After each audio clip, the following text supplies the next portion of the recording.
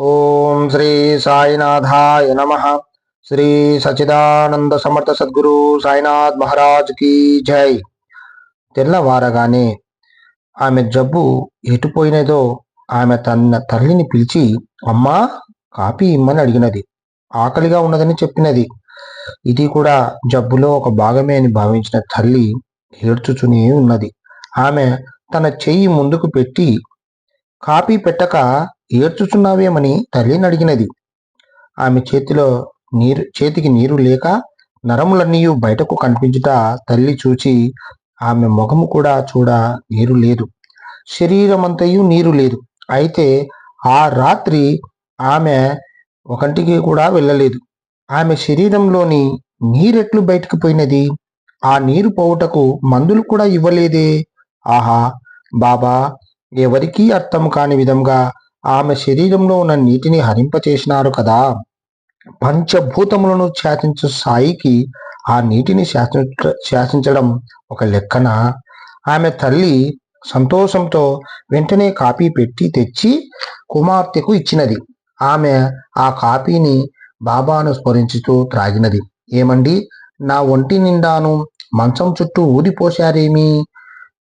ఎవరన్నా ఆ ఊది తొక్కుతారేమో అని ఆమె భర్తతో అన్నది. ఆ రాత్రి జరిగిన విషయమంతయు ఆమెకు చెప్పగా బాబా అని ప్రణమిల్లి భర్త పాదములకు నమస్కరించినది. అప్పుడు అత్తగారు, నాయనా, నేను ఇంతకాలము నిన్ను చూచుచుండియు పొరబడినాను. నీ సాయిబాబా అంటే ఏమిటో ఇప్పుడు నేను కల్లారా చూశాను. ఆ తండ్రి ఎంత దయామయుడో. ఆ స్వామి నా బిడ్డను బ్రతికించినాడు. అందరూ చెప్పున్నది నిజమే. నిజముగా నీవే బాబావు.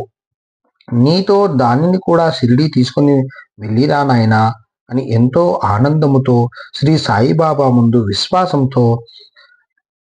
ఆయన పైన విశ్వాసంతో అల్లునికి చెప్పినది. 1960 విజయదశమికి శ్రీ వెంకటేశ్వర్లు గారు తన భార్య కోరినట్లు ఆమెను బాబాను దర్శించుటకు షిరిడీ తీసుకుని వెళ్ళినాడు. ఆమె సాయిని దర్శించుకొని ఆనందించినది. షిరిడీలో వీరు ఉన్న గది 3 అంతస్తులలో ఉన్నను ఆమె ఎక్కి దిగుచు ఆరోగ్యముతోనే ఉన్నది. ఆమె ఆరోగ్యం నందుట షిరిడీ దర్శించుటే వైద్యమైనది. ఆమెలో పరివర్తన తెచ్చి తమపై విశ్వాసమును కలిగించి తన భక్తుడు వెంకటేశ్వర్లు గారి మార్గం సరైనదని గ్రహింపు కలిగించి చివరకు షిరిడీలో తన దర్శన భాగ్యమును బాబా ఈ వ్యాధిని నయం చేయుటకు వైద్యముగా చేసిరా. అటు తర్వాత వీరి పెద్ద కుమారునకు కుమార్తెకు వివాహం చేసినారు. ఈ జన్మకు నిన్ను చూచుచూ ఆనందించడమన్నదే నా ఆశ. ఇది కొందరు పిచ్చిగా భావించుచున్నారు. బాబా అని కేకలిడుచు ఆ కేకలతో ఆ ఆనందంతో అంతమగునట్టు నన్ను అనుగ్రహింపమనియే నా మొర అని శ్రీ వేమూరి వెంకటేశ్వర్లు గారు శ్రీ సాయినాథునకు విన్నవించుకున్నారు. శ్రీ వేమూరి వెంకటేశ్వర్లు గారు తనతో బాబాకు ఉన్న అనుబంధమునే బహిర్గతం చేసి ఉన్నారు. కానీ తాను ఏ భక్తులకు బాబా అనుగ్రహమును ప్రసాదించినది మనకు సరిగా తెలియబడటలేదు.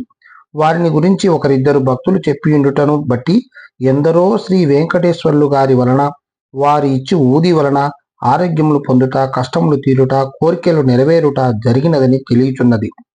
శ్రీ వేమూరి వెంకటేశ్వర్లు గారు రాసిన మాతాజీ కృష్ణప్రియ జీవిత చరిత్రలో గురువులను గురించి వారు ఏమి రాశారో తెలుసుకుందాం. గురువులు లేకపోలేదు. అట్టి గురువు సేవ లభించుటకు అవకాశము లేకపోలేదు. కానీ కాలగతిని అనుసరించి ఏవియో పుస్తకములు చూసి 4 ముక్కలు నేర్చి వాస్తవంగా తమకు ఎట్టి ఆధ్యాత్మిక జ్ఞానము గాని సాధన గాని లేకున్నను తమకు అంతయు తెలియనని యుక్తియుక్తముగా కుంటి ప్రశ్నలు వేయిచు దురహంకారంతో సర్వము ఎరిగిన వారి వలె వాదములకు దిగుచున్నారు. ఆత్మ విచారణ అనుభవించి ఆనందించవలసినదే కానీ వాదోపవాదములతో తెలియనది కాదు. ఆత్మజ్ఞానమును పొంది పరిపక్వమైన మహానుభావులు ఎందరో తాము సంసారమున తరించి లోక కళ్యాణం ఉపేక్షించి ఇతరులను ఉద్ధరించుటకు సంచరించుచున్నారు. కనుక అట్టి వారిని మనం ఆశ్రయించుటయే మన విధి అయి ఉన్నది. భగవద్ధ్యానము గాని, సత్సంగము గాని, సత్సాంగత్యము గాని, సాధు సేవ గాని, సచ్చింతన గాని సాధు సంపత్తి గాని లేక బూటకు మాటలతో పట్టు వస్త్రములు ధరించి పొట్టకూటికై మోసం చేయుచు వ్యసనములు వదలక వాసనల మునిగి తేలుడివారును స్వామీజీలని బిరుదులు కూడా కలుపుకొని నటించడి వారు పెక్కురుగలరు. వీరుల యందు ఎవరెట్టి వారన్నది గ్రహించుట గాని ఇది మిద్దమని నిర్ణయించుట గాని దుస్సాధ్యమగుచున్నది. ఇది కూడా మనం గమనించవలసినదే. సత్సాంగత్యము, సాధు సేవ, సద్గోష్ఠి, సచ్చింతన మనకు నిన్ననే గాని సాధు సాంగత్యము లభించదు. ఆ సాంగత్యము ద్వారా సాధన సాగించడి వారికే అనుభూతులు లభ్యమగుట, ఆనందం అనుభవించుట జరగగలదు. అదే వారి ఆవేదన.